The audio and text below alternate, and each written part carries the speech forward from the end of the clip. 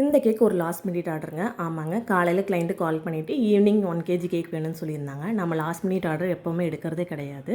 அப்புறம் எங்கிட்ட already sponge இருந்தனால என்ன ஃப்ளேவர் வேணும் அவங்ககிட்ட கேட்டப்போ, எனி ஃப்ளேவர்ஸ் எந்த ஃப்ளேவராக இருந்தாலும் பரவாயில்ல, ஆனால் 1 கேஜி வேணும்னு சொல்லிட்டாங்க. ஆல்ரெடி நம்மகிட்ட சாக்லேட் ஸ்பாஞ்ச் இருந்தனால பிளாக் ஃபாரஸ்ட் பண்ணி தரேன்னு சொன்னாங்காட்டி அவங்களும் ஓகே சொல்லிட்டாங்க. அதுக்கப்புறம் நிறைய தீம் ஃபோட்டோஸ்லாம் அனுப்ப சொல்லியிருந்தாங்க. நானும் அனுப்பியிருந்தேன். Simple theme கேட்டங்காட்டி அனுப்பியிருந்தேன். அதில் அவங்க ஒரு ஃபோட்டோ சூஸ் பண்ணி எனக்கு அனுப்பியிருந்தாங்க. ஆனால் அந்த பிக்சர் வந்து நம்மகிட்ட கிடைக்கல.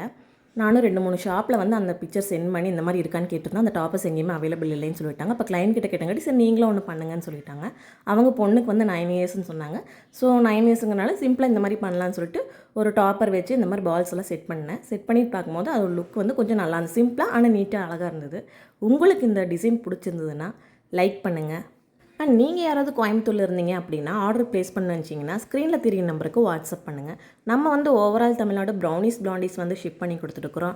அண்ட் அதர் கேக் ஒர்க்ஸ் பாஸ்டிஸ் எல்லாமே கோயம்புத்தூர் சரௌண்டிங்ஸில் பண்ணி கொடுத்துட்ருக்குறோம். அண்ட் என்னோடய ஒர்க் எப்படி இருக்குன்னு நீங்கள் கமெண்ட்டில் சொல்லுங்கள்.